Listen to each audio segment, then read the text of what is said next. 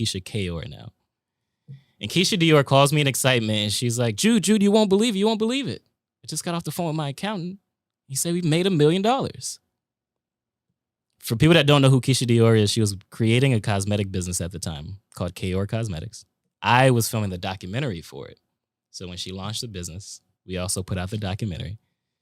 And in 1 year, 12 months, she had made $1 million. In 5 years, I was still struggling to make $20,000 a year. And at that moment, there were two thoughts, two ways I could have gone. I could have gone really bitter, and it was just like, you know what?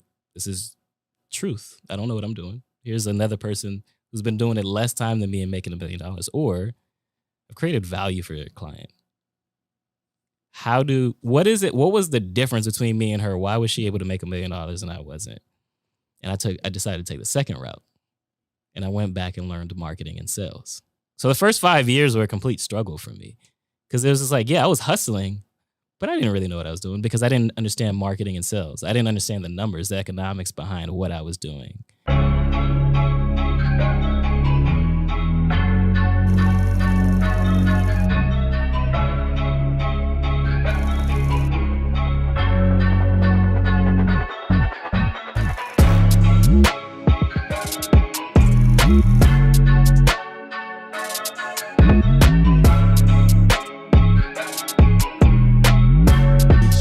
Today we have the one and only. Should I start like a compa beat or something or anything like that? No, I'm playing. We have the one and only Jude Charles, my brother. Yeah. So I know Jude over 10 years. Has to be. Over 10 years be, now. Yeah. I met Jude with Courtney, Amir, a couple good guys in the creative space down in Miami, my brothers. Mm-hmm. And Jude, you were still in storytelling. You still were in creating content, you know, and all I knew is I came back to Palm Beach, started working. And next thing you know, I just kept on seeing this guy just constantly excelling. Yeah. I was like, Jude ain't playing no game. It's that Zoe blood in him or something. My brother, thank you for stopping by, Jude, man. Thank you for having me, man. It's a long journey that we've been on together, separately, but together at the same time. And yeah, I appreciate it, man. Let's get into it, man. Yeah. So, Jude, I want you to start from the beginning. Of course, how I love to start. Where does it start for you? Born and raised where? Pompano Beach, Florida. So the other Haiti. The other Haiti. The other little Haiti. Right. I am the youngest of 10 children. My dad worked as a construction worker. My mom worked at a chair factory. My parents immigrated here in the 80s. My father in the 70s, but my mom came in the 80s. And that's where it starts for me. I was, being the youngest of 10 children, I was always trying to find my voice as a kid. And so I used to write 100-page books. That's where storytelling begins for me. At 8 years old, when I get home from school, I would write 100-page books of what I thought my future life would look like. Heavy. Do you have any of those? I still have them. Still have them. And I want to buy the royalties for them. I want to buy the rights to them right now. And it's surprising what I used to write as because I've gone back to read them, and it surprises me what I used to write about as a kid. Because How old were you around there? 8 years old, and I used to write about what like 28, 30. How like when I get to that age, what I would be doing, what I envisioned doing. Right. So like I wrote a book called The Police Life of Jude Charles because that's what I wanted to be growing up as a police officer. I wrote The Baseball Life of Jude Charles. I had just read the Jackie Robinson story. Wow. And so I was like, okay, what would it be like if I played baseball? In all, I wrote 11 books. And that's where storytelling really started for me, and I don't know why I got So at 8 years old, you wrote about 10,100 pages. 100? No. Yeah. I've never calculated it, but pretty much, yeah. I mean, it's still mind-blowing to me. Yeah. I'm trying to do the math on it. Like, this is uncomfortable, Jude.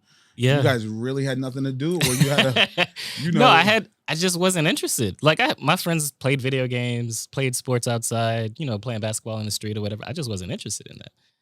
I don't know. Is it that you felt like you wanted to know like your purpose already by then, or you already felt like you knew it, or? Probably. I don't think I knew it, but I do think I was in search of it back then. I didn't know that back then, but like thinking about it now, I think I was in search of where am I going? Adding on to that, do you believe you searching for your purpose came from watching your siblings live? No doubt. No doubt. So powerful. The brother before me is 6 years older than me. So you guys. So I'm the baby.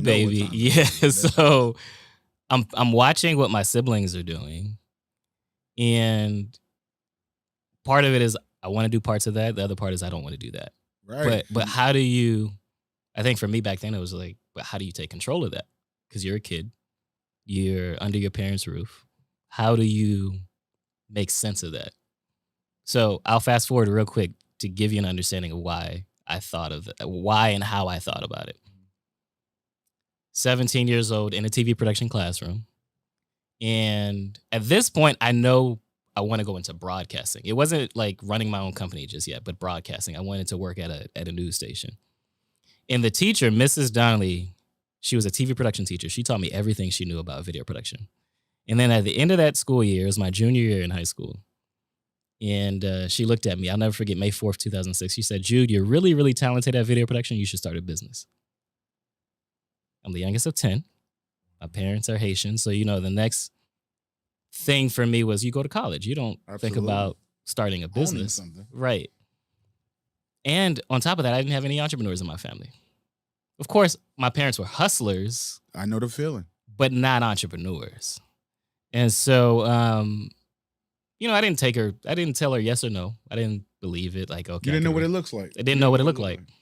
Following day, May 5th, 2006, Mrs. Donnelly came into the classroom. She handed me a yellow envelope. I was like, what is this? And I look inside of this yellow envelope, and inside were my first set of business cards. Goosebumps.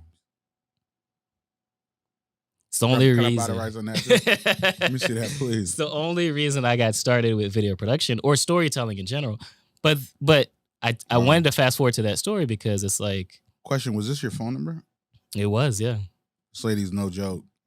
It was my phone number. If you can find it. It was my phone number, the address to my parents' house where I lived. Yeah. And but again, it was that search for what do I do next? But I didn't know how to take control of what I do next. Did it become real when you saw that? Oh, no doubt. It became tangible. Wow. When she told me you could start a business, again, I didn't understand what that meant. But once she gave me that, it was like, oh, that's all I need. Is business cards. So let me tell you the funniest thing in the world. So today, people still believe that's all you need. The moment they get a business card, it's real. They're officially a CEO. Mm-hmm. They don't even have to even work and earn money at that point. Yeah. I have a set of business cards. Yeah. I used to be so angry when a client asked me, could I design their business card for them? I was like, I'm doing that first. Because I know what that battery looks like. When I put this battery pack in your back, of you getting a set of business cards, you officially are the CEO. You're bigger than Bill Gates at this point. You walk into any room and you're giving them a card. And that's all I used to do. Every event I go to, every person I meet, I'm giving them a business card because that's all I thought I needed. That's all you needed. That's it. That and a borrowed video camera. Oh gosh, that's it. You can walk any room at that point. But I want to go back to the culture side because my family actually did the same process where my father came first. Why do you believe like our parents do it? Like in the Haitian culture. You think of course, thanks, Matt. I owe you again. Do you believe that they're sending men first to put them in position? To establish the home, right? So when my father first came, he started working in construction. He had to find a job and start working, right? And I think our culture understood that, right? That you send the man first, that he sets up everything, and then because that's exactly what my dad did. I had 4 sisters in Haiti, and once he got established, he sent over for everybody. I was born here. A couple of my brothers were born here in America, but there were siblings that were already in Haiti that he sent. My mom and the siblings, and he sent for them. I think it's just you establish the home because without a home, and that home isn't because when they first came here, they didn't own a home, right? But even just having an apartment. You establish that and you know that the money's coming in, then you bring, you could take care of your family and then you bring everyone over. Do you believe that was established before that he even left? Like, hey, this is our plan. It's a great question. I think it was. Of course you're not going to have that conversation with him because Haitians don't talk about anything. Right. But just the thought of it, I wish I could be in that room because my parents did it, what that conversation looked like. How important is that trust within the home and, her trusting him to go. and set up, and him even in the setup process. Yeah. Like, what was that like for him? You know, did you guys all come back? Well, did your sibling, your older sisters came together, or was it like? I think they came one by one. So I wasn't born yet when they came over. Yeah. Okay. But I think they came. I'm pretty sure they came one by one. But yeah, it was my dad that signed for them. Yeah, that's dope. Yeah. So now you're in growing up in Pompano. What's the lifestyle like in Pompano? What's the I mean, well, you had enough people in your house that you could hang out with, right? Yeah, but going outside in Pompano, what'd that look like? It was just one big community. Like for me, so where I grew up is specifically called Kendall Greens, and everybody knew everybody, and it was like I had friends that played outside and did all that, but I didn't do that. You were safe inside. I was inside, and but the other thing too, that we were a big church going community too.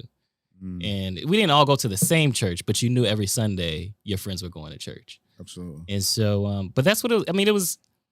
I always tell people like I didn't necessarily grow up rich, but I didn't grow up poor either. And what I mean by that is we didn't have a lot of money, but we also had people that we could depend on in our community. And so for me, that's what Pompano always was. It's home. It always will be. I don't think I could ever really move out of Florida, but it's always just been home for me. So what was it that gave you that identity that it was that, because I know growing up in my hometown, we did count on each other. Like if my father had a pickup truck, so he was the one that lent the pickup truck. Mm-hmm. We know this lady cooked the best rice. Yeah. So she's going to cook everybody. Like, was that the same community? Yeah, it was. When you said that about the pickup truck, so when I first started working, it was me and a couple of my friends, and my dad would be the one to pick us up every night. And so, yeah, it was just everybody depended on everybody. Like it wasn't this is mine and we're not gonna ever talk to you. It was everybody knew and even up until, because my dad lived in the same house until he passed away. Even until then, like, so my dad passed away at home, and people would say, yeah, he was walking. How old was he? 74. He was hanging out. Just hanging out. And so, yeah, it's just one big community, and that's what I've always loved about Pompano. It's home. It's home. Home, not in the sense that your house is there, home as in your environment is there. Everything feels comfortable. It's a safe place. So then, all right, so now we're in, call it middle school, high school. What you say you were in, how old were you when 17, when I started the business. You were already in high school. Yeah. So even like around 8 years old, writing the books and the lifestyle you were living in that time, how was your brothers and sisters with the support, or like watching their younger brother just sit there and write and write and write? They couldn't understand it. They couldn't understand. So the joke always was, though, that I'd become a lawyer because I wrote so much. But outside of that, they couldn't understand, why is it that... I promise you, Haitian homes are so funny. Lawyer, doctor, teacher. Yeah.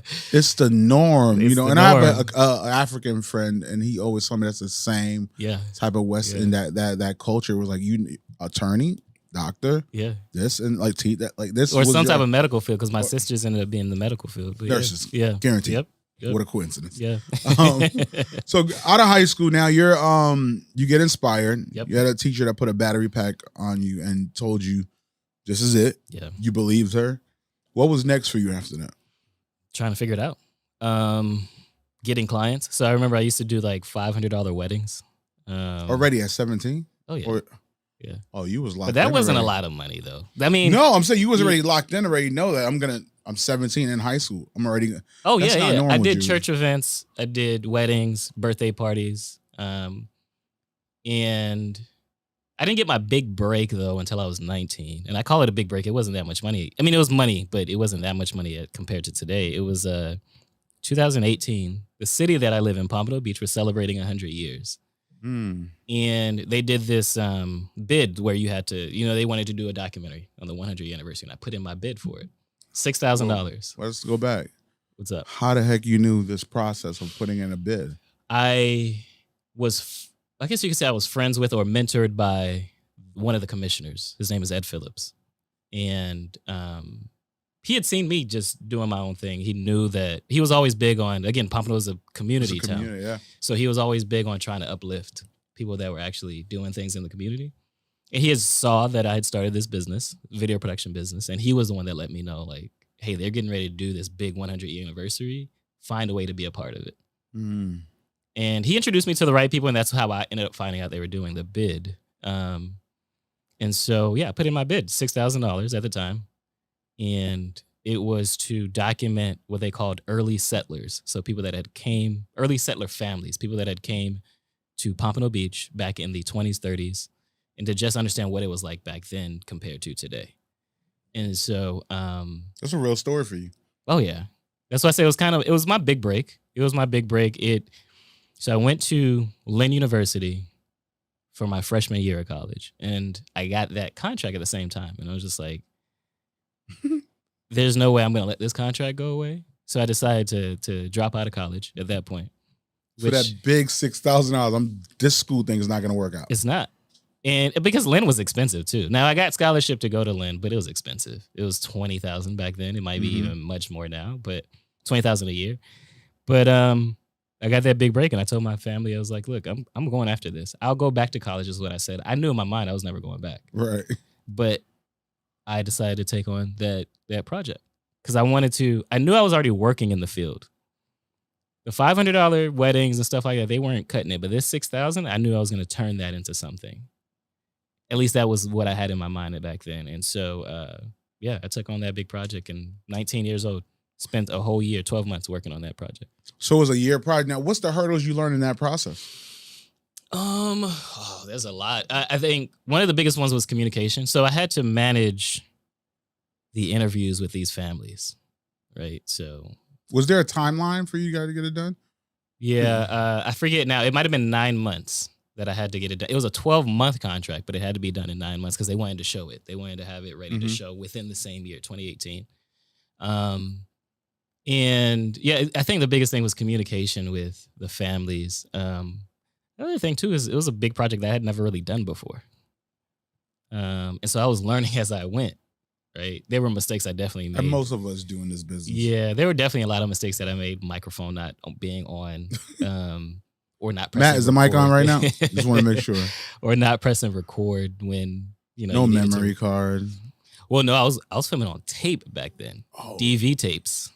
So this is 2008, filming on DV tapes still.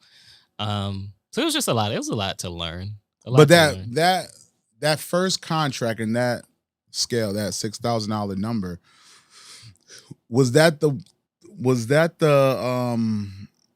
clarity that you got that there's some money in this business, or did you already knew there is potential to be very successful in this business? I knew there was potential.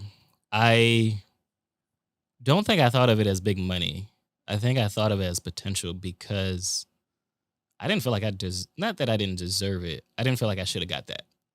I was 19 So your years relationship old. with money and everything you were doing, you felt like you weren't skilled enough, or oh yeah, why you think you were? Oh, so I didn't feel like I was skilled enough. I didn't feel like I was skilled enough or knew what I was doing. Now in my mind, it was I had to know what I was doing in order to get those kind of projects. Mm-hmm. I've learned later that it's not necessarily the case. It's all relationship. But it was always like, so when I put in the bid, I remember this vividly. I put in the bid and I thought to myself I wasn't going to get it. I did it as an act of, let me at least rehearse and figure out how to do it. Because it was a whole process. It's not just giving them an invoice. It was giving the vision, writing out the vision, tell them exactly how you wanted to execute it. I think there was even an interview process at one point. Because this was in partnership with the Pompano Beach Historical Society. And so you had to go before them as well and explain the project. So I didn't think I was going to get it. 19-year-old kid coming to ask for a $6,000 bid. Right? For me, it didn't make sense. But once I got it, at that point, it was like, and I still operate in this way today, be a good steward of it. So, okay, I got it. Now, how do I execute this? It wasn't about the money, I think, back then for me. It was just like, how do I make sure to actually execute this? Because I think growing up as Haitian, it was more embarrassing not to do it right than to just to get paid and then not do it. It was more embarrassing not to do it right. And that was for me. It was like, how do I get this right? But even when you were going through that process, did you have to do LLC? Did you have to do all these things already? Yeah, it was a different company back then, but S Corp is what I was. I had already set that up. When Mrs. Donnelly gave me those business cards, I also went and set up the business as well. What do you ask? What do you do? Like, how do you go through that process? Great question. I don't remember, to be honest. You just knew you were impacted. Let me figure it out now. Yeah. Yeah, it was, again, it goes back to being a good steward. It was, Mrs. Donnelly believed in me so much that she got me business cards. I got to make it right now. Yeah. And even if I didn't believe, because again, I didn't know what it looked like to be an entrepreneur. Even if I didn't believe, I was going to at least try to line up my ducks and make sure my ducks are in a row. Right. And luckily I did, because that was a requirement, obviously, with working for the city of Pompano Beach. You can't just be some random person. It had to be a company. And that was why, like, I made sure to always do things the right way back then. But it just ended up all working out in the end for me. So then what happens after that? So the bid process come. Are you still hustling now? Still doing weddings? Still hustling, doing weddings, doing birthday parties. I remember I was at one point I had advertised in the Yellow Pages back then when the Yellow Pages were around. You really was grinding. But because of that, I got a lot of retirement parties. And I didn't like them, but they were good money. But they paid. Paid really well. And so yeah, I did that. I did that for the first 5 years, but I was struggling to make money. First 5 years of business, I struggled to make $20,000 a year. And then there was one morning I woke up and I heard the sounds of chains hitting the floor. And it had always been a nightmare to hear these chains hitting the floor. I jumped up out of bed. I went outside and looked at the front window. And what it was a tow truck driver coming to repossess my car for the second time in 8 months. I go back in the room, sit on the bed, and at this point, I'm ready to call it quits. Because maybe my parents are right. 5 years in the business, I'm still struggling to make money. I didn't go to college. It's the easiest thing to do. Right? Let me go back to college, because that's what my parents wanted me to do. Maybe they were right. I'm the youngest. What do I know? In that moment, I get a phone call from a client I had been working with for a year. Now, this is another one that's my biggest client at this point. Her name was Keisha Dior. She goes by Keisha Kayor now.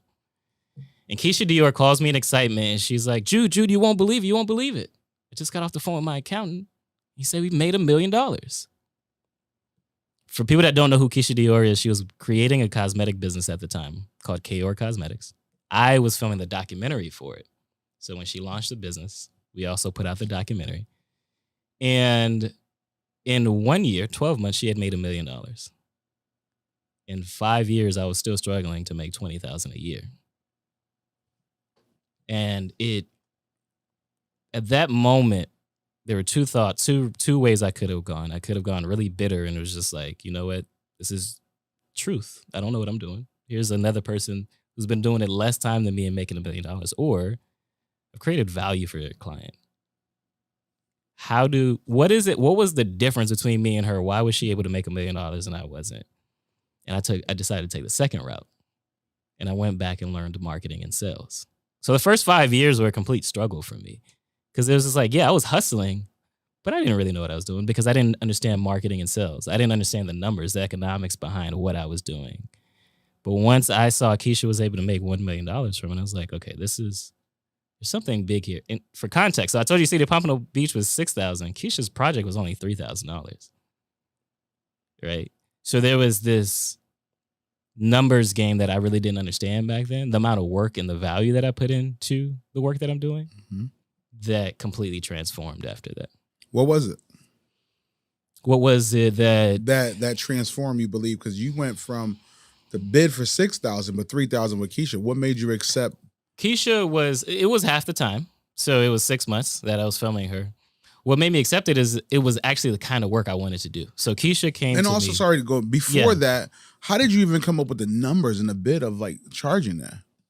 It's a number. It was just a number. That's what we do when we first start in this business. We just throw whatever. It's just a number. Like. It wasn't even like looking at what other production companies were doing. Right. It was just what you thought you were valued at. Yeah. Absolutely. And so I remember, but when Keisha came to me, I remember her coming to me saying she wanted to do vlog videos because that was the hottest thing then. Right. And I was just like, I don't want to do that. I want to do that. I want to do documentaries. And so I pitched her an idea on doing a documentary, and she agreed to it. So again, it wasn't about the money. It was more like, oh, wait, someone believed in the way that I actually want to do something. That was more important to me because it was always my dream to do documentaries. By that point, it was my dream because I love real stories. I didn't want to do movies or music videos or anything like that. I wanted to do real stories, and I knew documentaries was that. It's my favorite. And so when she agreed, it was just like, that's all I cared about. It wasn't whether or not I was making enough money or should I be charging her more? We did have an agreement, though, that we started at $3,000 and that we would, every time we renew the contract, we would increase the rate. And she did do that. We worked together for 3 years. But again, it wasn't about the money for me. It was just like, I need to get this right. So let me tell you, in that process, how, and I never even spoke with you about this, that documentary impacted everything I done after that. Okay. I didn't know that. Nobody ever Why knew is that? I watched someone that I knew that was in the mud get to create for somebody that created $1 million less than a year. Yeah. And that was the whole time with Gucci. You know, I'm from hip hop, so the whole Gucci and it was people that I could I know these, like I see this often. Yeah. Then I was like, wait, that's Jude doing this. Yeah. So I used to literally tell people, like, I know the guy that did this. I know the guy that did this. And for me, of course, us as Haitians, and I think a lot of people don't know this, like when we find out another Haitian did something, no doubt, it does something to us where we like, get that shit. Like, it feels good. So I think it did so much for me that I never, like I said, I'm getting a chance and honor to share that, to say that to you. But that impacted my company. It impacted so many things that I did after that because I saw it was attainable. Because at that point, I was doing a lot of, so me and Courtney always did the blog media stuff where, end of 203, 905 hip hop, like we 305 movement. We did a lot of the content, but I was the creative director or the businessman that was a creative that was always trying to put us in position and make more money. Yeah. Whichever our storytelling goes, we love storytelling, but we did not know how to manage the equipment. And I'll buy a bunch of equipment and now I never shot. So we will find people that could say they could do it and they tried it for a moment and they quit because you see the process of being a creative. So then we found out 9 times out of 10, most creative hate talking with people. Yes. So we kept on seeing the science behind it. So we just said, you know what, let's forget the video guy. We're going to focus on the graphics, the web, things that we could control, creating a media platform. But once we saw the importance of where video was going and we saw you doing it, we were like, oh shit, we can do it. Yeah. We know Jude. So if he could do it, we could do it. And it was more for me, it was an empowerment thing because like I said, when I saw Keisha, to this day, I don't care what anybody said, that documentary was it for her. Yeah. I truly feel maybe I paid attention more after I watched the documentary and I got a chance to learn more about her. Yeah. And I think that base and that foundation is still, I believe, that one of the most important thing in this industry is storytelling. The power of stories. When people get to really know who you are beyond the thing that you're selling. And that's what I focused on more with her documentary. It was like, she was doing lipstick, but it was really about women empowerment, right? It was really about the day that she went out to the club and she was, she wanted to wear blue lipstick. That's really the origin of that story. She wanted to wear blue lipstick, couldn't find it anywhere. So she created it and then went out to the club and people kept asking her, where can I find that? Where can I find that? And she was like, no, I could start a business from this. Right. But it's that story, knowing about this moment in time. That's what a story is, a specific moment in time that made the work that me and her did together popular, right? Or made it impactful because it was, okay, you got to learn that about her. Then you got to see behind the scenes of her doing a photo shoot. And there's a scene specifically, this is years ago, but I remember this scene where she says, people, because she's Jamaican, people think she's a little feisty. And she's like, no, I just know what I want, right? But again, you're getting to understand the mind of the entrepreneur. Absolutely. That was always a big thing to me is like, I don't want to just see you doing behind, like vlog videos is just that. Absolutely. You just see them doing things. I want to get into your mind and understand why you do the essence of the person. Right. And when you understand the essence of the person, that's what changes everything. And even to this day, why I'm still in storytelling is because I want to get deep to understanding the core of who that person is to bring that to life. Absolutely. Right? I believe that's the foundation of, I believe every entrepreneur, every CEO need to start their base on that. That's what we have. We have something that we do in our company, which is the About Me video. Right. Yeah. Who you are, what are you doing, and how are you doing it? Yeah. But that who you are is so important for the story because a lot of entrepreneurs want to show, like you said, this is who I am. This is what I do. I'm the biggest CEO, but who are you? Right. Like, what's your kids? Like, what's your family? Like, how does it feel? Like, I think the feeling is important because I believe that's the power of content. Content for me, the reason I locked in was the emotion of storytelling, like the impact, like the music, like everything around storytelling is I believe that's the thing I was telling you about when we first started doing this and we were talking behind the scene.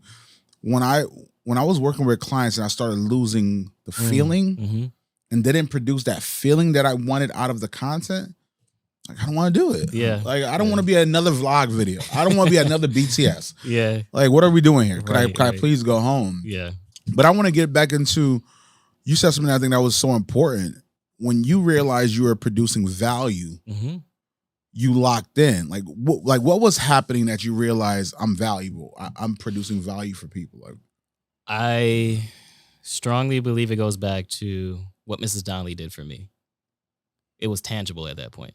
Keisha Dior making $1 million off of a documentary project. Now, it wasn't the only thing that she did at the time, but part of the equation was that documentary project. It made it tangible that I created this video, and then she made $1 million. Like I could equate that to something. Before, I was just doing projects like even City of Pompano Beach. Were they happy with the project? Absolutely. But it was just a finished project and that's it. I didn't understand that, I could finish a project, but this person continues to make money from this over and over and over and over again. I think the biggest thing I looked at was like music industry. When they create music, you create it one time, but then over and over you make money from it. The producer makes money from it. The person that wrote it make money from it. The person that performed the music make money from it. That's what I'd seen with Keisha Dior's project. But I also understood it was marketing. One of the first books I read, Jay Abraham, he has a book called Getting Everything You Can Out of Everything You've Got. And he tells stories over and over of these companies that have transformed the way their business operates, like FedEx, that got the idea of the overnight package from the banking industry, because banking was just doing that. And or even Henry Ford, who created the first assembly line from the meat industry. And I was like, okay, so how do I illustrate? How do I communicate? You talked about creatives not being able to communicate or wanting to communicate. That was my biggest hurdle, is how do I communicate the vision in a way that gets them to want to pay me more money, to see the value for themselves? I understood a long time ago, once I started learning marketing and sales, it was never about me trying to convince someone to work with me as much as trying to show them that they were making the right decision on their own. And so, so once it clicked that, okay, Keisha's made money from this. How do I repeat this now? I took a course, an online course called Earn 1K. And the premise behind that course was you learn how to earn your first $1,000. And then if you learn how to do that, you repeat it. Now, I had already earned $1,000, but I didn't earn it the right way, in my opinion. And I didn't know how to repeat it. But this course showed me marketing and sales, how to communicate the value to the client in order to repeat it. And so I think that's what really, like, working on this project with Keisha, it was like, why did she decide to give me money and then continue to give me money for 2 years after that? What was it? Why did people want to watch her work behind the scenes or listen to her talk or be so inspired? Like, I remember seeing people talking about they're crying while watching this. I swear to you. And I didn't, but how do I communicate that to a client for them to understand? Even Keisha cried on part 3 of her docuseries. We had done a documentary series at that point. And part 3, she watched it and cried. And I was just like, that feeling different as a but creative. knowing, it's one thing if you consciously do it, okay, but how do you communicate that though? Like, that was the biggest thing. How do you communicate the value? How do you communicate that? For me, it's all storytelling, right? So 2014, I went to a leadership conference. And I always knew growing up leadership was important to me. I didn't know how. I didn't know how I would do it, but I knew it was important. And this leadership conference was in Spokane, Washington, right? So Spokane, Washington. Who knows where that's at? Exactly. Exactly. So it's in Washington State, which is the furthest northwest point of America. I live in Florida, the furthest southeast point. And I had this. 1 second, because I want you to explain it, because your friends in Pompano right now, when they watch, they're not going to know where Spokane, Washington. I just want to let you know that. It's further than California. It's further than north. Just all the way north and then west. And it's cold. And it's cold. And rains a lot. So I go to Spokane, Washington. I have this crazy idea when I'm coming back from Spokane, Washington, that I would take a Greyhound bus back home. I'm 25 years old. I've gone to this leadership conference that I feel like it's amazing, and I want to take it back in. It's a 3-day bus trip though. But I said to myself, this is never gonna happen again. So let me just do it. Right? No, that's not gonna happen again. I turn off my phone. I'm trying to enjoy the trip. By day 2, I'm miserable, completely miserable. I turn my phone back on. We get to Chicago, Illinois. I turn my phone back on, and I get this text message from my sister. She said, "Call me back. It's urgent." Now, this is July 2014. My mother had been diagnosed with depression and had attempted suicide. My father was diagnosed with prostate cancer 3 months before that. Called my sister back. Unfortunately, ends up being dad. They found him unresponsive in the home. Your mother was unresponsive? My father was unresponsive in the home. So I get on the first flight back home from Chicago, Illinois to Fort Lauderdale, Florida. My brother comes to pick me up. He comes with his daughter, my niece, Ayana. I hug my brother. I don't say a word. I hug my niece. We don't say a word. But I sit in the back seat with my niece, Ayana. She's like 9 years old at this time. And I'm staring out in space because I'm 25 years old. I'm the youngest of 10. My father would never see me get married or have children. And I never imagined I would lose him. Because even when he got diagnosed, we didn't think it was that bad. He's a superhero. He's a Haitian man. Right. So I am staring off in space. And my niece, Ayana, says to me, she said, "Uncle, why did Grandpa have to die?" And I just stared at her. I can't wait to hear the answer. And she said it again. "Why did Grandpa have to die?" Question rang in my ear as we're making funeral arrangements, deciding what to do with the assets. And then on August 9th, 2014, I'll never forget it. I, Jude Charles, the youngest of 10 children, am tasked with giving my father's eulogy. And it's in that moment that I realized leadership wasn't just important, it was leading through difficult moments. I had discovered my purpose. I tell you that long, drawn out story right now because that is the story I open with when I first meet with clients. And the way that I normally end it is I say to them, I am here because we usually do a consulting session, a road mapping consulting session. I say, I'm not here to tell you how to do video or even how to tell your story. I'm just here to lead you through this process. It's going to be difficult. I'm going to ask you questions you've probably never been asked before. You're going to feel uncomfortable, but I know what it's like to be in that place, and I'm going to lead you through it the same way I did back in 2014. So you ask me, okay, how do you transfer emotion? How do you get someone how do you communicate the value that you really bring? It goes back to what you said, emotion. So I wanted to sign the contract. Exactly. It goes back to emotion, right? You tell stories. You figure it out. Because I can tell you statements all day long. So my mission and vision in life is to lead and empower entrepreneurs to have relentless courage. But that's just a statement. Because I wrapped it into a story, it gives you a clear understanding and a clear picture of what that looks like. At the most difficult moment in my life, 25 years old, where I lose the patriarch of our family, I not only have to go through losing him, but then telling his story and the legacy that he leaves behind, and then leading my family through that process. I can't communicate what it means to lead and empower entrepreneurs to have relentless courage unless I tell you that story.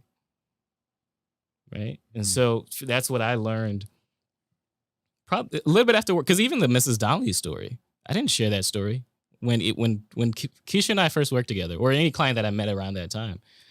I didn't share the story of how did I even get started? What is my story? I never used to do that. Now I incorporate stories, whether it's my own or my client's stories, in everything that I do. I think the power of storytelling, and just the experience I just had with you, I was so connected to that story. Mm-hmm. Like I was in the back seat with you and your niece. Like I was waiting to hear what you were going to tell her. Yeah. Like, and I still was waiting like the whole time. Like, what does he tell her? It just shows, I mean, I get it. I'm getting so excited about this process because a couple things with that. Do you believe you would have learned that skill trait going to school? That's a great question. Probably not. I learned it through experience, I think. And that's the point. I didn't go to school for this either. I'm a 2-time college dropout. I tried twice and was like, this is not making any sense. Nothing against college, nothing against that process. I think everybody, like, I wish at time I went to school because of the structure, the foundation, a lot of things in that, that I believe school brings, but education is a thing that I believe we don't stop learning. But just the way you connect with a client at that point, because I'm sitting here like, if I'm a client, like I'm authentically connected with you, and I want to know more, and I want to be able to express myself or telling my story the same way, but I need support with that. Right. I need the guidance. I need the tools around me to actually execute that. And the way you presented that, it made me feel like I could trust him doing that. And even with me working with clients, and I think I've grown from doing that myself, where the clients that I service, I really want to be part of their life. Right.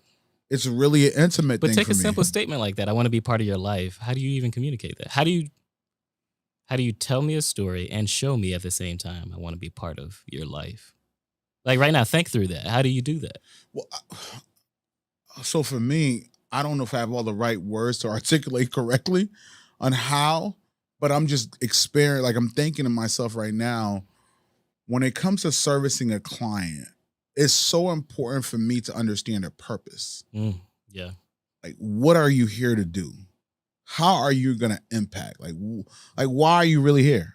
Are we just shooting to fulfill your ego issue? Like, what is it that and 9 times out of 10, I believe the great ones really have a purpose. And once you're able to cast the authenticity and the purpose behind what they do, we then could create the best content. But if we don't meet in that middle, we're not going to be able to execute correctly. You ever worked with a client who gave you the feeling like you were like, this is the right client to work with because they had purpose? I think majority of my clients today. But give me one client that wows you. They're not that, and for your clients that may be watching, this isn't the best client. Yeah, right? I gotta this be careful isn't with number that, one. But who comes to mind when you think of a client that's let me walking just in go back purpose? to recent clients. So we have a senator that we just did we've done a lot of campaign work for. A lot of content creation.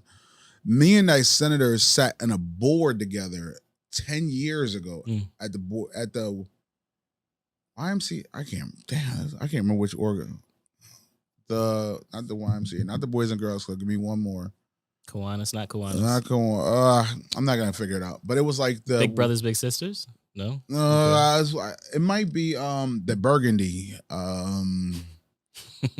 I can't remember. Brand colors. Yeah, I know brand colors. That's my issue. Like it goes. That's the science in my head. So we sat on a board together, and he started small. He started working in the community, putting in the work.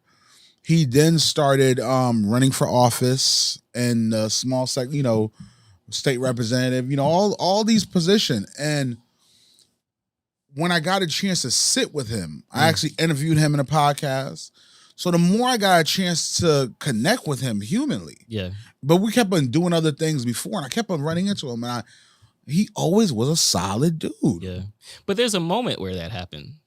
When did that happen? When did it click? Like, no, this guy. I think it clicked because I wanted to do a story on him for free.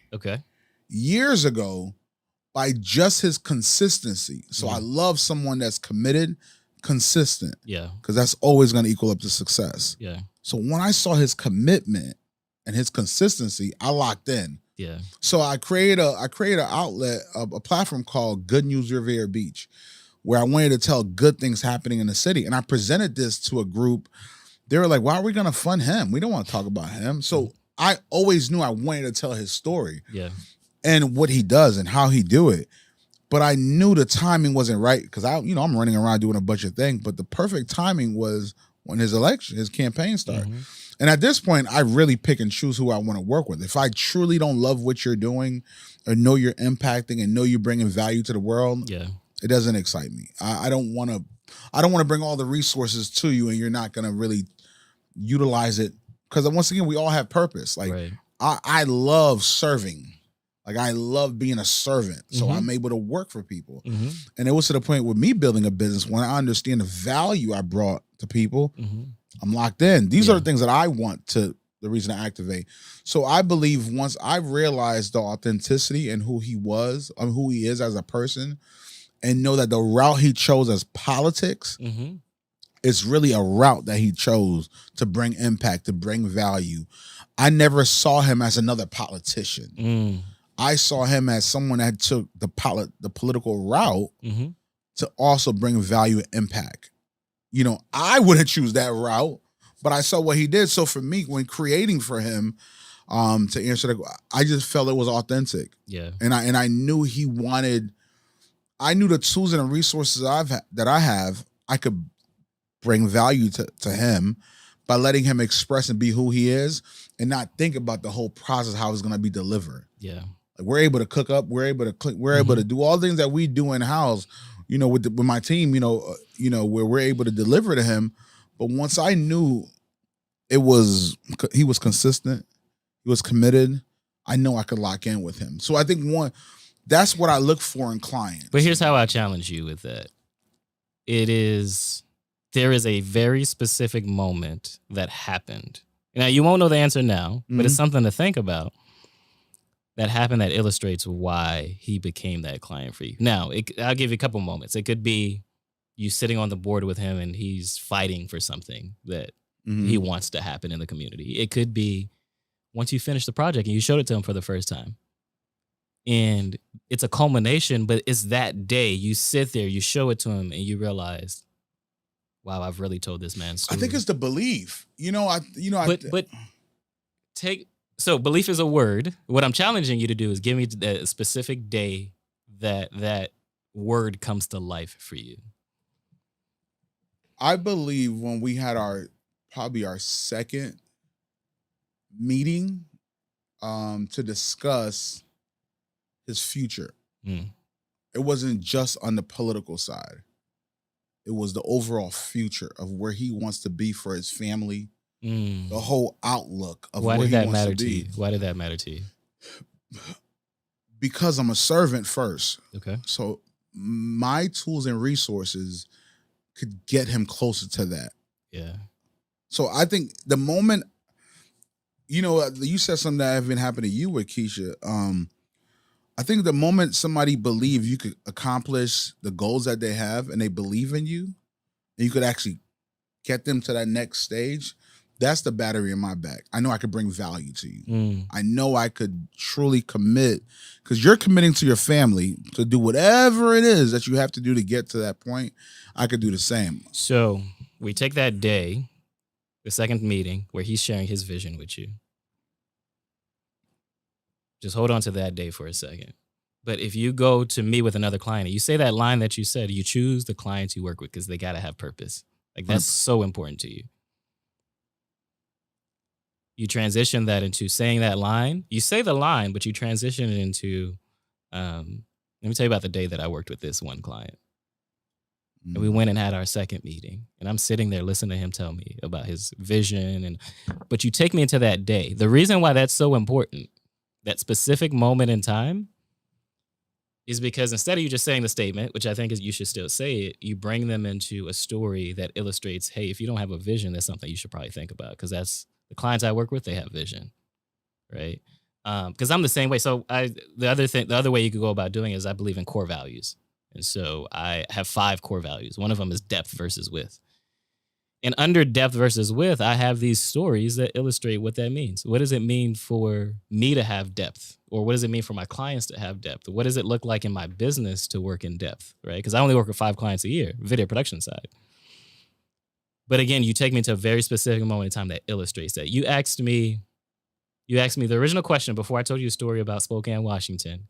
You asked me, okay, but how do you communicate the value? Instead of just saying how I communicated the value, I told you I walked you into the story that I normally tell right before I work with a client, right? And so that's the way I would challenge you and all creatives, because creatives struggle with that. They struggle with communicating beyond the sentences to really getting deep into this is why the sentence matters. The why is a story.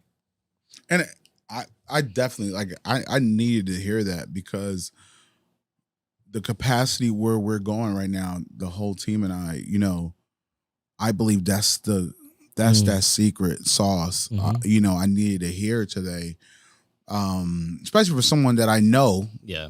That that's in the same, that's in the same space, but that really, I genuinely knew when you're in the mud, to where you are today, where that, I believe, separates. There's another level of creative content, because like I said, a lot of people I know shoot weddings and shoot things, but the ones that truly tell stories really have that niche where they, I don't have the right words yet, but I'm it's so powerful with this conversation that we just had. It did so much for me. Yeah. So thank you for that. But I want to go to another part in that story. What made the kid from Pompano that decided to go into film production? Why was it important for you to go into these other spaces and to learn about marketing and sales and going into Washington, and like, why and where did you get that from? Curiosity, man. I've always been a curious kid. And I never looked at things just being in a box, right? So, going to Spokane, Washington for a leadership conference. I'd never been to Washington State before then, but it was just, why not? Was it information that was given to you, or? Yeah, I'm sure it was probably a friend that, gosh, that's a great question, because I'm trying to remember, how did I even find out about the leadership conference? But I was just, I think it was a friend that told me about it, and he was like, I think you should go to this.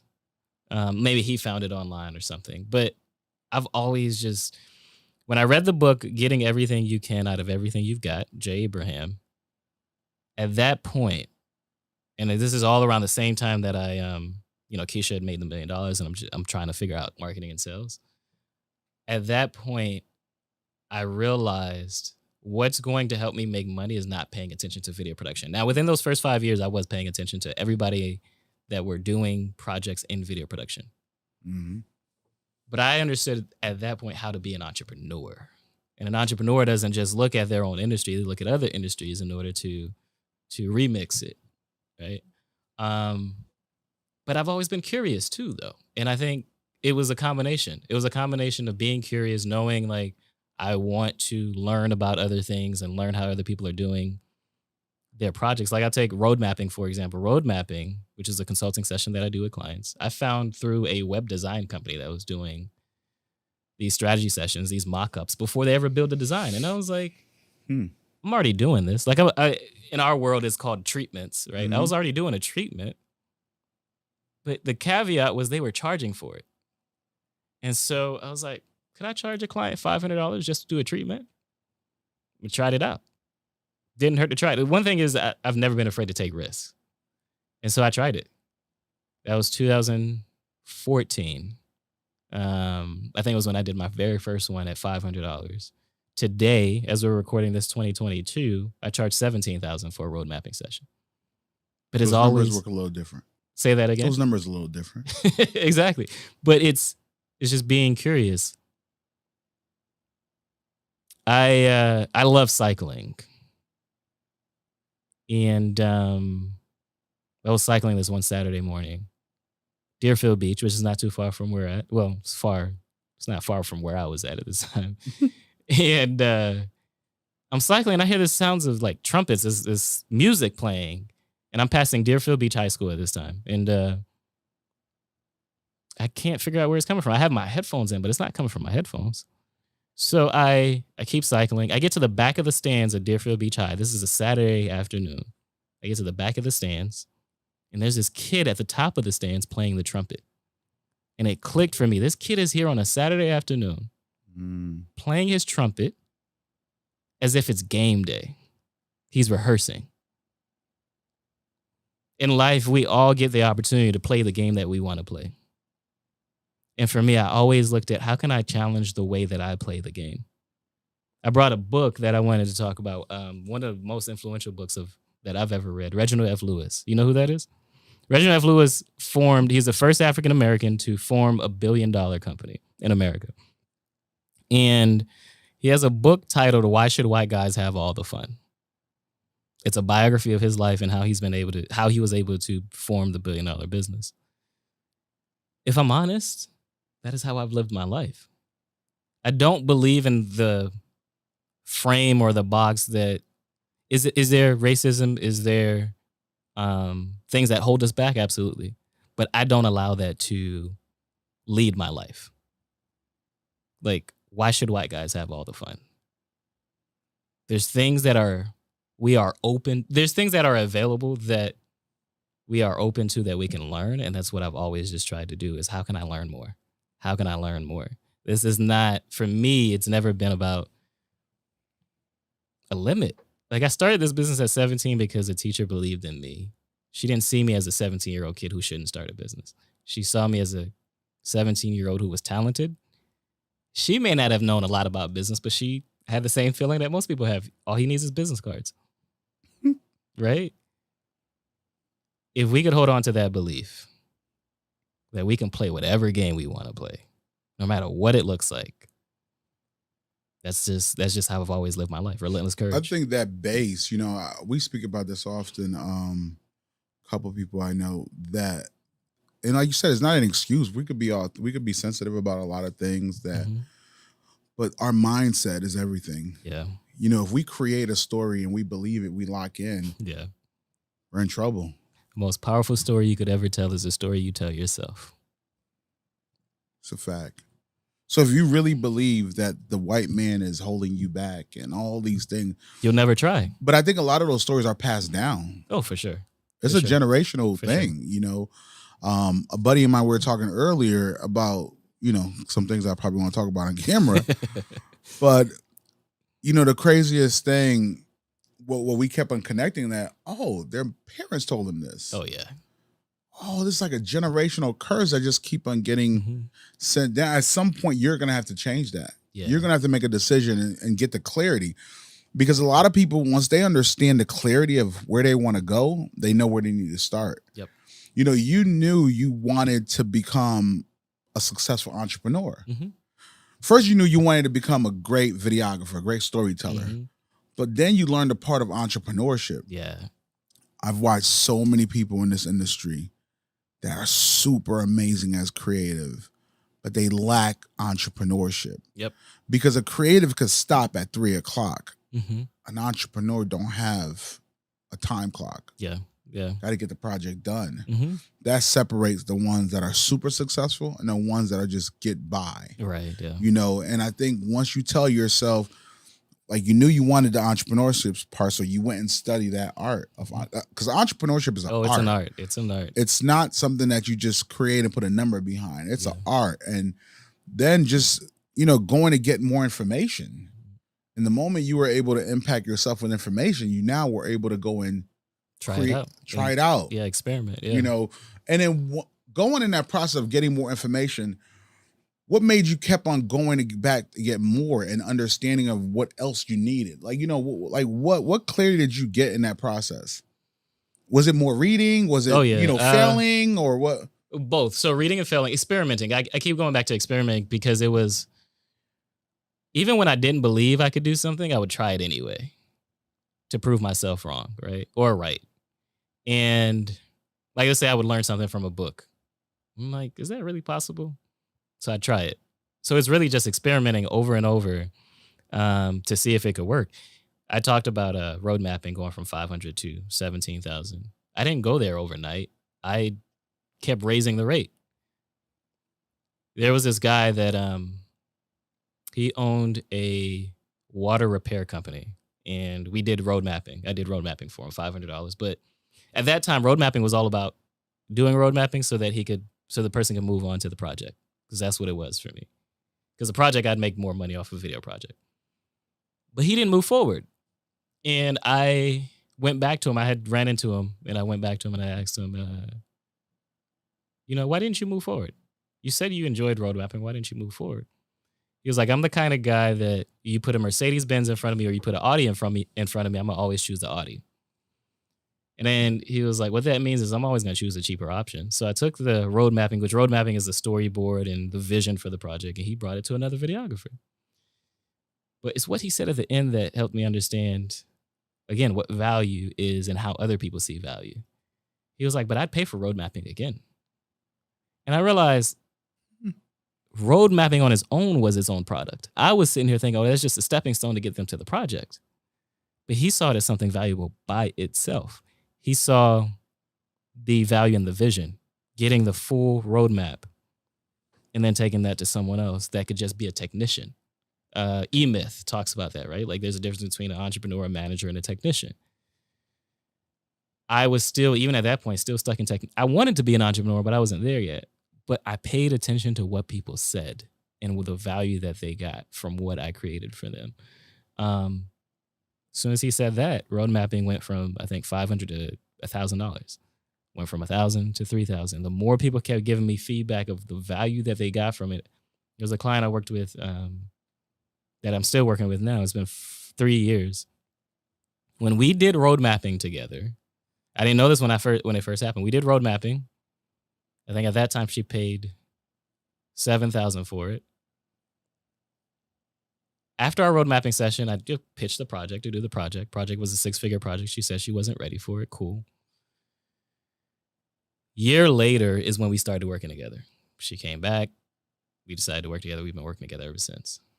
But she said something to me. She said she got the road mapping because it's a PDF in a pamphlet. She got it. She implemented one of the strategies that I wrote out in the road mapping session that I had told her. It was a throwaway strategy. It really wasn't the main thing. She made $100,000 in 60 days from implementing that strategy. So what did I do? I recorded a video with her talking about it. We have a case study with her talking about it. And of course, the price of road mapping went up right after that. Right? So like when you ask me like why, like it's just continue to experiment, that's what entrepreneurship is. Elon Musk, as we're recording this, has recently bought Twitter. And there's a whole drama around that, right? But he put out a tweet and I was like, this is the point of business. And it's why he is where he is. He put out a tweet. He said, look, Twitter's going to do a lot of dumb things over the next couple months, but we're going to keep trying and see what works and what doesn't work. He's already preparing you for the experiments he's about to try. But that's what entrepreneurship is. There are things that, yes, you can make a system and you can repeat in business, but there's just certain things that you got to figure out if it works or not, right? And I'm grateful that I chose to experiment with road mapping because I would have never implemented road mapping. Road mapping, again, I'm implementing it tonight. And because I do so many other things with clients that I roadmap just freely. Mm-hmm. But I know like there's a project coming up and, and I did years ago, I did something similar where, we did a treatment and I charged for treatments. Yeah. Because I was pouring in the whole creative aspect of what we're going to do. And, they stayed because we finalized the project. But I want to talk about this part, man. Like I'm literally in this conversation and it's doing, I'm part of the audience now. Right. Well, here's, so you asked me like, how is it that I went after these things? It's exposure.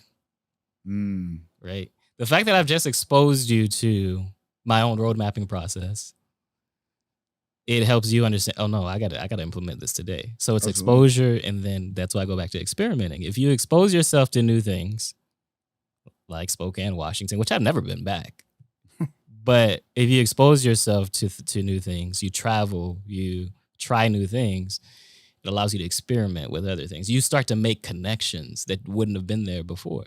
But you got to expose yourself to it first, right? Like, yeah, you're becoming part of the audience because you're being exposed to something new. Absolutely. Right? And again, that's why the words that I choose, lead and empower, when you're leading someone. So I told you leadership was important to me. When I was doing my father's eulogy, I looked up the word lead, L-E-A-D, because leadership and leading was always like this big idea to me. It was like, you're the president or you're the pastor of the church or something like that. Lead, L-E-A-D, when I looked it up, it just says to guide a group of people along a journey. To guide, right? The only way to guide is to, again, expose them or to have been exposed yourself. You can't take someone somewhere you haven't been yourself. Empower, to lead and empower entrepreneurs to have relentless courage. Empower means I have gifted that to you. You have it. Is now in your power to obtain it, right? So to lead and empower entrepreneurs to have, you got to obtain it, relentless courage. If I've done my job, you don't need me in your life forever as a leader. You now take that and you can implement it to someone else. For me, that's what I've always seen is just people that pour or they give or there's an abundance mindset that you then transfer to someone else. But it's exposure, which creates expansion, which you continue to experiment. You know, another part of it, what I'm laughing in my head, because a friend of mine spoke to me about this a couple of weeks ago. He's like, you know, I think you do these interviews so you can learn. Oh, absolutely, yeah. It's like, yeah. What you thought I was doing this for? Yeah. I'm just letting you be part of the learning process. Like, you know, because once again, I know Jude from the mud, and to hear you, this is an art form to you. And just even listening to you break down the conversation and giving points and references to people to understand 2022, we're having this Elon Musk conversation, and this time, that's an art skill. Yeah. What are you doing to perfect this, to work on this? Great question. I'm always reading, first and foremost. So I try to read 60 books a year. It doesn't always happen, but 60 books a year. I'm always reading. I've noticed in 2014 when I had a hard time reading books back then, and I gave myself a challenge to read one book a month for the whole year. So that means 12 books. I finished reading 14 books. And in that year, that's the only thing I did. No online courses, nothing else. I read 14 books. I increased my income by 40%. So I was like, okay, there's something to this reading Exposure thing. and information. Right. So reading is always something that I've continued to do since 2014. Is audiobooks okay with that also? Audiobooks is okay. Now, I happen to like physical or digital books, but audiobooks is okay. I think, again, just continuing to challenge myself, challenge my own assumptions. I have a plan to retire from video production completely, walk away from it. Part of that is to do something I've never done before, which is what Reginald F. Lewis did. I plan to get into private equity. But it's challenging my assumptions. What is a guy who built a video production business? Why does he? And you're going from creative to financial to entrepreneurship, true entrepreneurship. I just continue to challenge my assumptions. Why not? Why can't I? Right. So reading, challenging my assumptions, writing. The stories that there's stories that I know that I like. The story of my father passed away. I continue to work on those stories. I have what's called a story bank journal. And so I write out the story. Like there's something might happen in my life. 8-year-old storytelling, boy. Yeah. I went back to it. So I stopped powerful. writing for a while, but I went back to it and I've realized the power in writing. Right. It's power in writing. And so I just continue to, I don't know that, because I'm careful with this, because there is this, in the self-help world, for me, there's a difference between self-help and self-leadership. So in the self-help world, there's this idea that you've never really arrived. You're never enough. And I'm careful with how I answer this, because it's like, yeah, I keep challenging myself and I keep growing, but I'm also comfortable with where I am and who I am, right? And so I don't want to put it in a position where it's just like, oh no, you don't ever arrive, or you're not, I just think there's moments in life we do need to stop and celebrate, right? But at the same time, I continue to work on myself and work on things that happen and how I respond to the things that happen. And I continue to challenge, like, is this where I should be? I think a big part of that is my core values, understanding my mission, getting a very clear understanding of your vision of life, vision and mission in life. Which I want you to go back to. You said that you have 5 core values? 5. So depth versus width is number 1. Storytelling, obvious. Adventure, which goes back to my curiosity. Freedom, which there are 4 types of freedom. Time freedom, location, client freedom. I want to choose the clients I work with, and financial freedom. And then the 5th one is relentless. I'm always challenging, am I relentless? Am I being relentless in this moment? And so with those core values, I write out stories that represent those core values. The Keisha Dior story is under Relentless. There's another funny story that happened this past Labor Day called Sink or Swim that's under Relentless, right? It's actually there's another story that's happening right now that I'm still trying to figure out. I wrote a book in February of 2022 called Dramatic Demonstration. Wildly, in my opinion, successful book, right? You know who Russell Brunson is? The name sounds super familiar. He's the CEO of ClickFunnels. Okay. He purchased the book September 7th. Purchased your book? My book. What you have right now? Which I have right now. It blew me away, right? Blew me away that somehow, some way, my book got in front of Russell Brunson. Now, for context, this book is not a cheap book. This book right now sells at $150. By the time you watch this, it might be more. I want to buy it before it gets to that point. Just want to hurry up and get there. So it's not a cheap book, right? I am not someone that's, you can look at my social media, I'm not someone that's really well known. But he bought the book. All right, cool. I get a Facebook message from somebody who's at his event. He ends up having his funnel hacking live event a couple weeks after that. And the person was like, I hadn't talked to her in a while, but she was like, hey, congratulations on your book. I'm at Russell Brunson's event. Immediately in my mind, it's like, oh, he brought the book on stage. She says, he did a presentation titled Dramatic Demonstrations. And she was like, if I were you, I would run Facebook ads to the title of your book. So whatever. All right, cool. Now I understand why he bought the book. He was getting ready to do a presentation, or so I thought. I'm a bit of a detective. And so I went, and I think the week after Funnel Hacking Live, I went and looked at, okay, I need to see this presentation because I need to understand, did he really bring the book up, or what is it? Russell Brunson is writing a book called Dramatic Demonstration. Same concept. Same idea. And immediately as this is happening, in my mind, it's defeating because if anybody knows who Russell Brunson is, I don't have the resources that Russell Brunson has. And he's not going to sell it the way that I sell it. It's probably going to be a $20 book or a free plus shipping offer. So it's defeating. This is the context of that. I burnt out in 2020 and I'm still recovering from burnout. And so I'm like, do I want to take on this fight? It's a real thing. I've been there. And so it's like, do I want to take on this fight?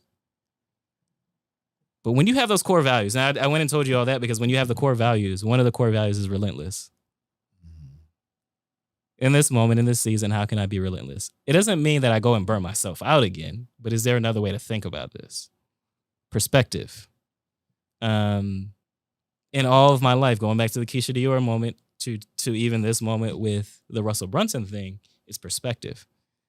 But when you have your core values, the thing that drives you, in my opinion, core values never change. Till the day I die, these will be my 5 core values.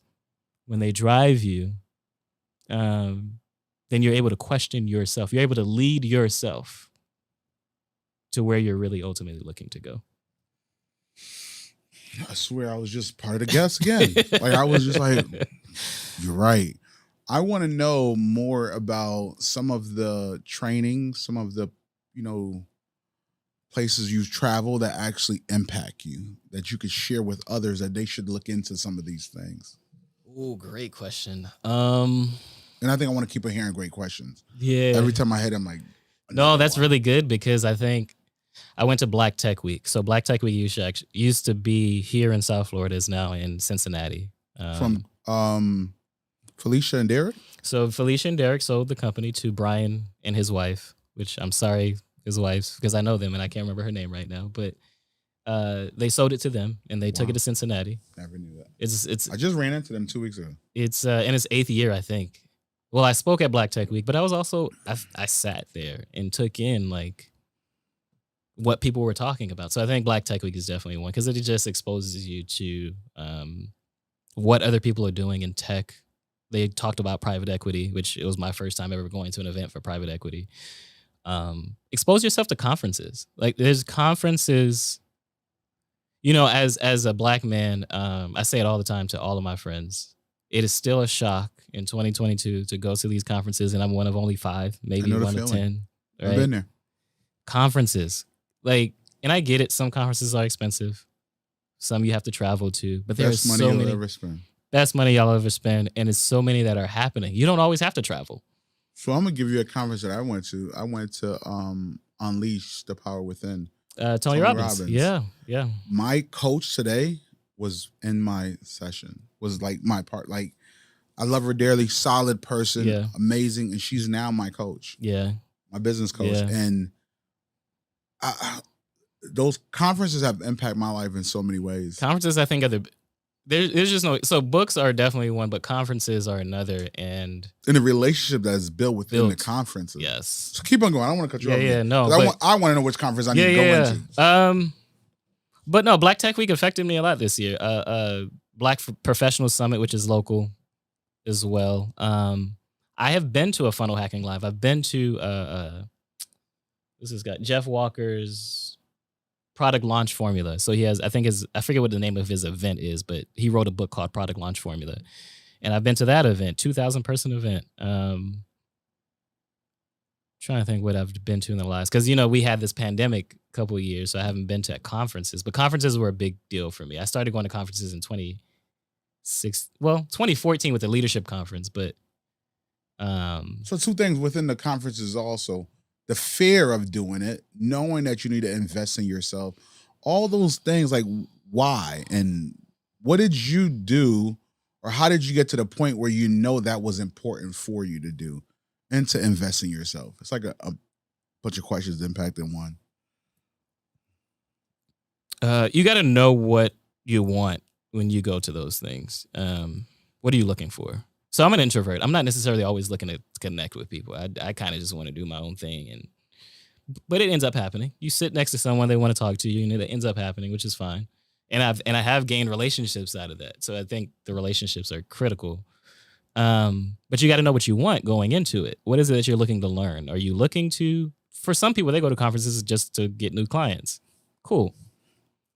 Are you looking to listen to a specific speaker to find out how do they do what they do? So like Black Professionals Summit that I went to, I was speaking, but I also knew there was a speaker I wanted to listen to, Pinky Cole.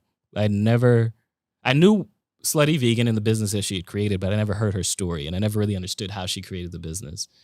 I just wanted to sit there and learn. You got to always want to learn. And so the want to learn part is a very important piece. Yeah, I think I noticed, although I didn't go to college, I noticed the power of education. And for me, every time that I go, now there's some conferences I go to and I don't learn a thing and I feel like I wasted my time. But there's some that just completely changed the game for me. Product Launch Formula was one of those because I thought differently about how I did marketing because of Product Launch Formula. And so it's just masterminds. That's a big one. Masterminds, going to masterminds, investing in masterminds. I've invested in masterminds that were like, I think the most was $25,000 for a mastermind. But there are conversations happening in mastermind groups, and sometimes they're very small. It could be 10 people. Other time, this one that was 25,000 was about 100 people. But I just did the math. But there are deep conversations that are happening that, again, you wouldn't get exposed to unless you were in the room. Investing in myself, there's not a dollar I've invested that was wasted. Even if I feel like I didn't learn anything, it wasn't wasted. You're exposed to the community. You're exposed to... Yes. Because you said from the beginning, like, once you're exposed and you explore, even going into Washington, it does something for you. Yeah. And I believe that's the same thing I want to do with even my family and generations after. Yeah. A lot of... I don't have biological children, but I have, yeah, you get the picture. I don't want to call them I don't want to put no titles on these things. Yeah. But what I want to do for my generation after my legacy is to create position where they could be exposed to whatever they want. Yeah. If you want to learn about Europe, you could actually go into our trust and go into Europe. Yeah. I want to create funding. I want to create a trust where any business you have, the trust will invest in. The trust will also invest in and give you the resources to manage. So I want to be able to build a trust that the trust will be able to invest and manage the business with you. You gotta look at it. In my culture, my Haitian family, we have amazing hustlers. Yeah. But I'm I'm the businessman that's learning processes and system of how I got to where I am. So I want to be able to pass that down for generations after me. But I believe the exposure part is so important that I want to make sure in my legacy, I want you to go on a boat. Like we have a family boat. Yeah. That you and need that's to unheard go of. That's unheard of families in our culture, especially. But I my responsibility and how I look at it, and I share with a lot of friends that I think that's the important piece right now. A lot of us want to leave property and money and tools. Like I want to be able to leave tools and resources to give exposure, because I know I can't unsee things. Yeah. I can't unsee 100,000. I can't unsee I can't unsee. You know what happens when you get exposed though? You get frustrated. That's the point of not being able to unsee. You get frustrated by knowing that this exists. And knowing how simple it is. And knowing how simple it can be, yeah, for sure. That, I promise you, once I realized I could charge a certain amount for consultation. Yeah. Like, what the? Like, people, that's a week salary back in, like. That flip to get paid. So as creatives, we got paid for what we created, as in like, I held a video camera. You held a video camera, right? Never, but I understand what you're saying. Wait, I'm getting paid for my mind. Let me tell you, I get paid well for my mind. There's a flip that happens that you realize, because I struggled with this in my career. I struggled with the value of my worth being in me creating videos. Ooh.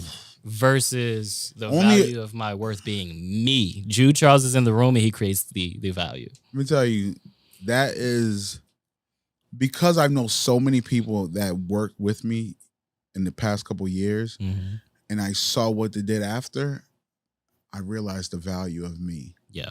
So once I realized the value of me, I never worry about somebody decide to fly. I know it's powerful when we come together and we're able to impact and bring value, overall. Yeah.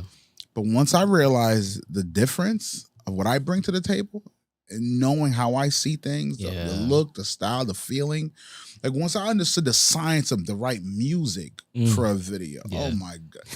Only very few understand what that looked like. Like Matt, one of our team members, he understand the music about very few. Like I don't got to say it so you know what I'm talking about with that science. I have never edited a full video, but I've been in editing room for over 19 years, and I understand when I knew the importance of that music, of when it falls, the drops, the music audio, the intro, the emotion of that audio piece. Game changer. Yeah. But then when I started realizing, once again, it goes back to exposure. And when I first started billing people and charging for my mind, I was like, but I realized I saved them more money and they made more money off of my mind. I was like, oh. Yeah. And then it was like a repetitive thing. Like I was saying the same thing. I could give it out for free. Yeah. They won't even get it. But the moment they pay me for what I've been giving out for free, it doesn't stop. And I think, and I know for me, just to hearing your story and knowing what you've been through, I understand every dollar. Yeah. When you went to Washington and sat in that conference, is what you're paying for. Right. Like you could pay me and skip several steps. Not even, I don't want to use a word like skip steps, but gain more value faster. Right. Yeah. Yeah. Because I truly believe that's what us creative, what we bring to the table is we bring your vision into reality. But we're also helping you, like with the power of content today, you're able to share your message. You're able to put out things, share the content. Now you're getting paid to tell your story. Right. Like you're getting paid to sit on a phone. I'm in another level right now because social media being paid, what's that called? Monetized. Oh, an influencer? Yeah. Yeah. You got to be kidding me. Yeah. It can't be this easy to make money on a platform. You're going to post on social media anyways. You're already going to do it. Might as well now you actually get paid for it. Yeah. Then I'm watching the amount of money that's being poured into content. Yeah. Like I feel like telling everybody in my family, you're only going to go to school for content creation. you have to understand what the future looks like. Yeah. And the future is being very clear with us. Content creation Mm-hmm. is the most important thing. Yeah. Telling your story is knowing how to tell a story is like, because someone said it to me where it was almost like, it was one of those, damn, I wish I would have said that, because it's like stories are now assets. In the same way that we look at property as assets, the same way we Digital look asset. at, they're now digital assets. That means And they you don't get to stop make money growing from it. Yeah. forever. You were watching something. I cut you off. You were watching what? So I was watching Dave Chappelle this morning, a clip that he did. I don't know I forget what show he was in. And I was just like watching him tell the story. Oh yeah. He's a Dave masterful, Chappelle is a masterful storyteller. Yeah. I'm like, I just want to sit in a room where he could teach me. I just want to be around, just sit. How does he come up with this style of communication? The level and the skill, like he's a professional communicator. What's interesting about that? So when I started public speaking, I only started this 3 years ago. Like being intentional about it. Comedians like Dave Chappelle have this process that before they ever do a big stage like a Madison Square Garden or whatever, or a Netflix special, they would try out their stories or their jokes on very small stages. So like a very small bar or something to perfect it, right? We're in 2022. I've done over 100 podcasts at this point as a guest. And I've taken that same strategy. So I'm not special, but go ahead. So I've taken that same strategy of perfecting the stories, right? Because you talk about Dave Chappelle, honestly, like for him, every word is intentional. Every pause is intentional. Every movement that he makes on stage is intentional. Because he's tried to master that craft. What does it take to do that? To master a craft? Stewardship. Being a good steward. There's a story in the Bible, I believe it's in Matthew, of the master who left. He was going on a trip and he left money with his servants, 3 servants. To one he gave 10, the other he gave 5, and the last one he gave 1. And 5, 2, and 1. So when he came back, he asked them what they did with the money. The one who had 5 had 10. The one who doubled it to 10. The one who had 2 doubled it to 4.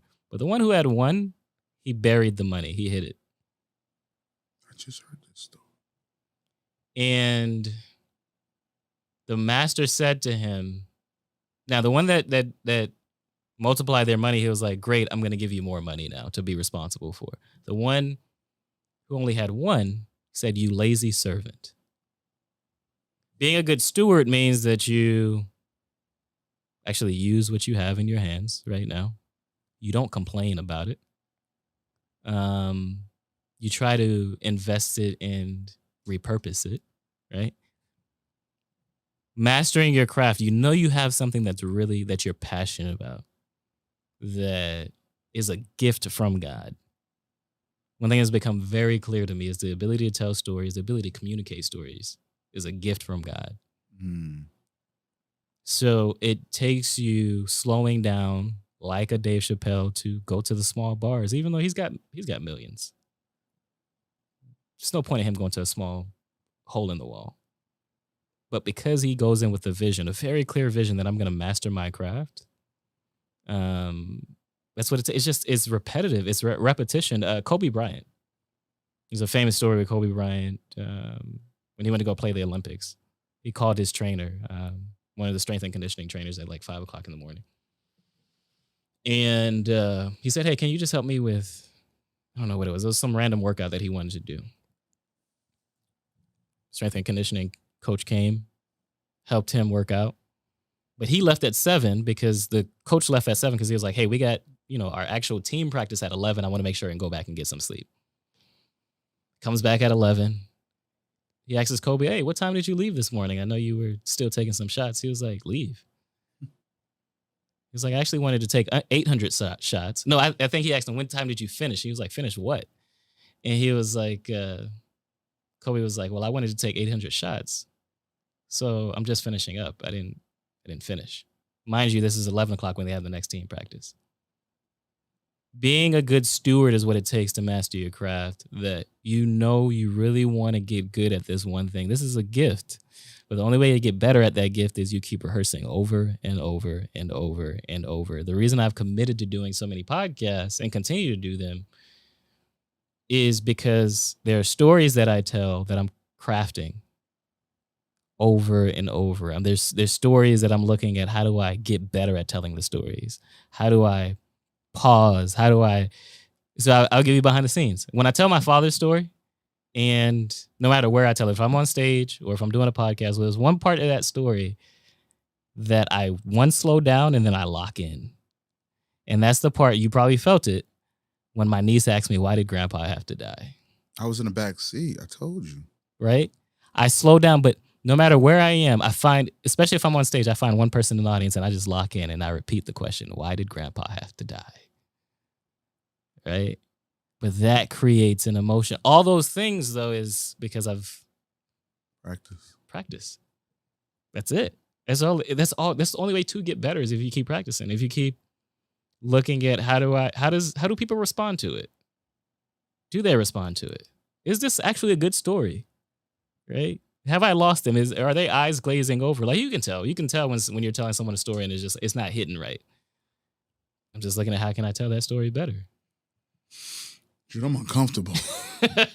Like, I can't wait to rewatch this when we're editing. I can I'm taking that. And we're doing lunch sometime this week or next week on me. I was going to make it on you, but no. No, but I'm excited for you, brother. I'm excited for what you're going to impact the world with. Thank you. I don't know you giving up storytelling at some point. I don't know if it makes sense. I'm not giving up storytelling. I'm giving up video production. Video production. That's true. There's a difference. There's a difference. I love the fact that it's an art to you. It's an art form, you know, and you make me, I'm challenging myself this week. I'm going to sign up for like Toastmaster or something and really finding, because I know it's a gift for me, you know, what I do and how I do it is definitely gifted because I didn't go to school for this. Yeah. I've definitely paid for this and put in the hours. I'm over the 10,000 hour mark that people talk about. I'm well past that.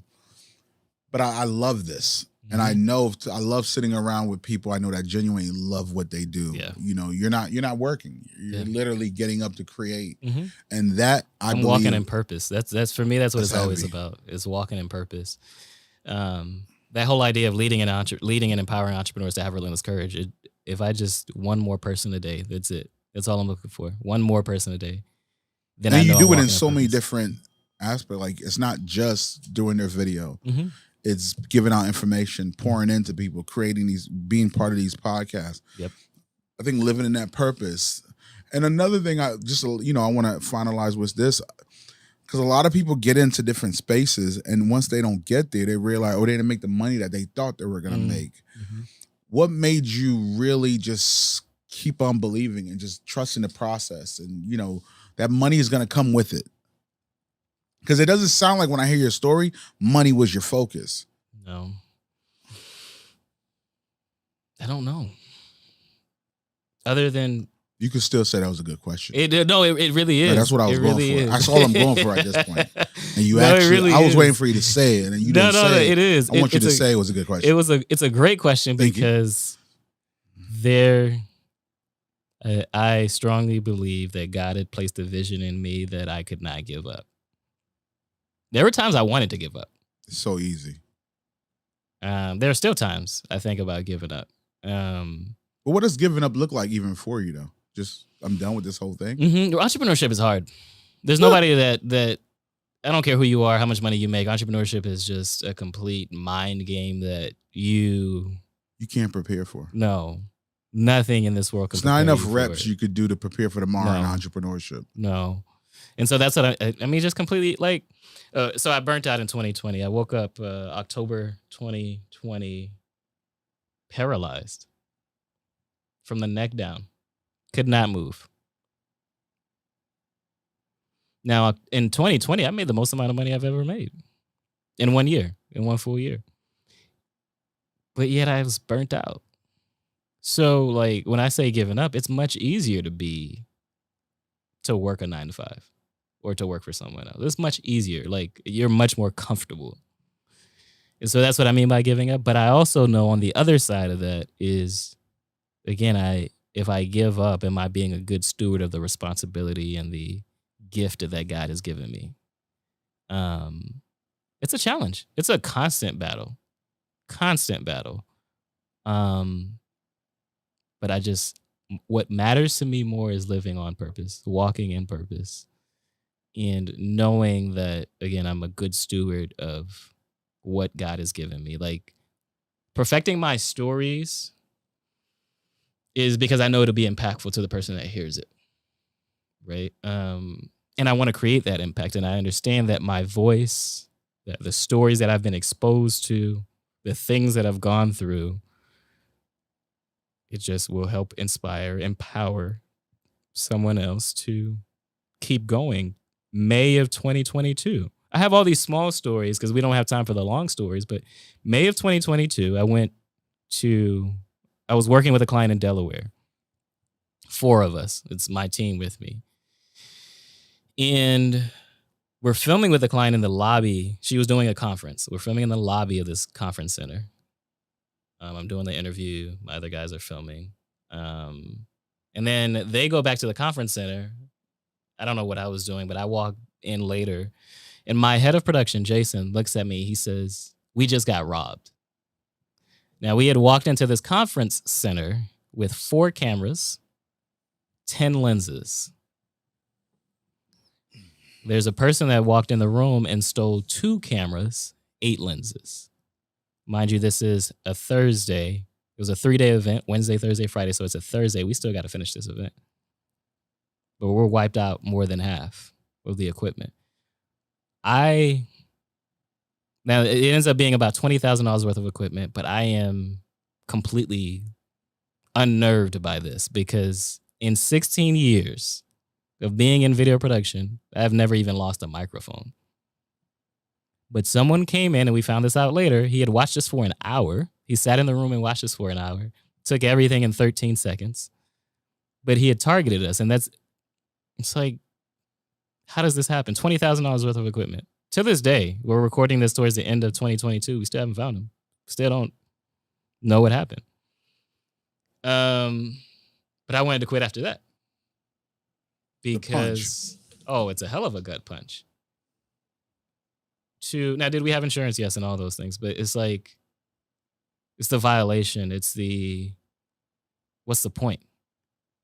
More than anything, after burnout, I keep asking myself, what's the point? What's the point? What am I doing? Yeah, what's the point? If I walk into this interview with Beethoven, what's the point? For me, it just didn't feel worth it anymore. But I understand that story now becomes a part of my repertoire that I now get to tell someone else who might be thinking of quitting. Goes back to the story every time. Goes back to purpose. The story is a part of that purpose. The story is a tool to constantly develop the purpose of why you're here and what you're doing. Constantly refining that. It's the stories. Where could they get that story? DramaticDemonstration.com. It's the title of the book, Dramatic Demonstration. So I've been watching it. I'm hoping that you could turn your head around so I could take it. And you can't find it in the next since 2020. You want to purchase it because it's not even. It doesn't just come. It comes in a whole package. It's a whole experience. I believe storytelling is an experience as well, and so it comes in a whole package. Pause 1 second. So you know why I'm looking at this, and I saw a couple of things that you post about it briefly, but just like, I see. I'm writing a book. Okay. And I always tell people I will not sell a book for $19.99. Yeah. I have to sell an experience.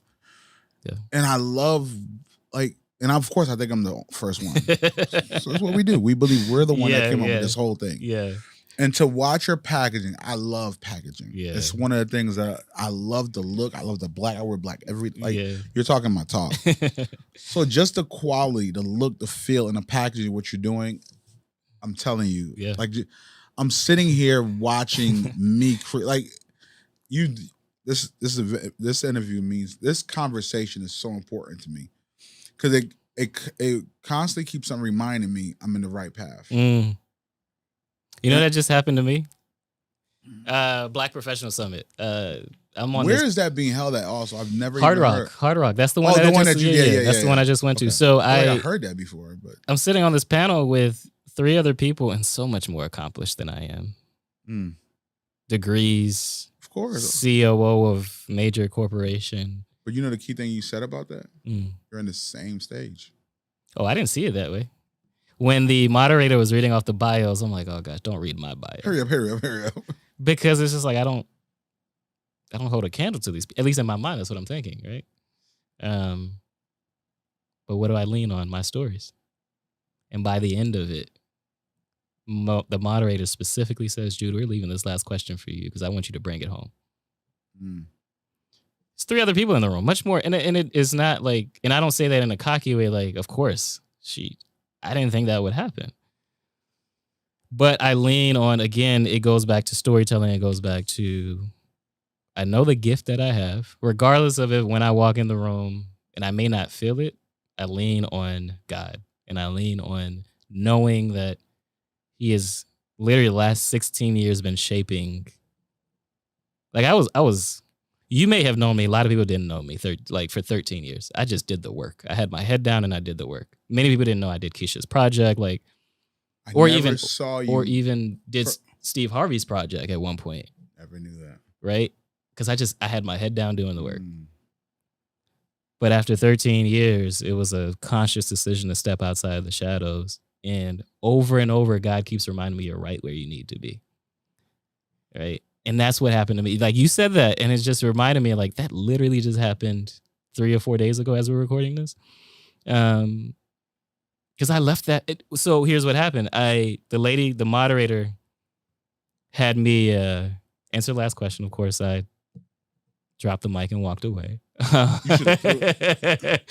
No, I handled it. But then one of my panelists, she comes to me. She was like, I need to have you on my podcast. And she was like, can you do it tomorrow? This was a Thursday. And she was like, can you do it tomorrow? And that Friday, I had 4 podcasts already lined up. I was like, I can't do it tomorrow. And she was like, well, can you do it in the next hour? We can have it set up. Let's do it in the next hour. Right. You see the face you just made? That's the face I made. But I realized she wasn't going to take no for an answer. That's dope. So I said, you know what? I can do it in the next hour. I was like, I really want to listen to Pinky Cole because Pinky Cole came up after us. And I was like, I really want to listen to Pinky Cole, but I'll do it as soon as this is over. She gave me the address, 15 minutes away from Hard Rock. And on the way there, I just, again, leaning on stories. I have a story bank journal. I have a digital version of it, right? I have the physical, but I have a digital as well. And I just opened that up and I was like, she gave me the topic. The topic was the stories we tell ourselves. And I just looked at, okay, what stories can I tell around this idea, the stories we tell ourselves? Again, went in the video interview, killed it, right? So but let me tell you, God reminded me. Science in my mind so on fire, but go ahead. God reminded me you're right where you need to be. Right? So you say this conversation is doing it for you.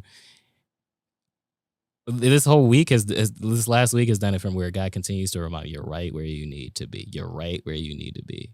So yeah, but it's these connections that you make. It's going to these conferences. It's going to be exposed that will show you you're right where you need to be. Sometimes it'll show you what you need to learn to get to the next step. But other times it'll also remind you, no, you don't need anything. You're right where you need to be right now. I promise you, all last week and the past couple months, I've been getting clarity on your steps are ordered. Oh, yeah.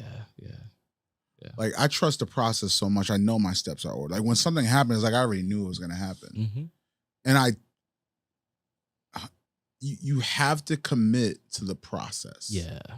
And be okay whatever you like. I had a issue in business that my team don't really know last week that we had to deal with, and I dealt with it.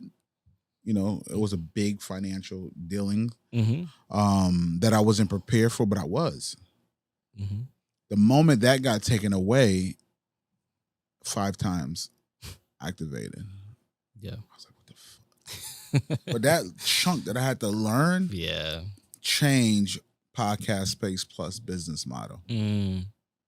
So I'm like, shit, you got me again, God. Like, why you keep on tricking me like this? Like, and it's just trusting the process. But I wanna put something in the universe and it's now between us. It's not public yet. My goal is to make it, take care of it before it get or edit this whole thing out. I really want to find out how we could build a partnership in creating a podcast on. Damn, I had the title when you said it. Your story is. Oh, the most important, the most powerful.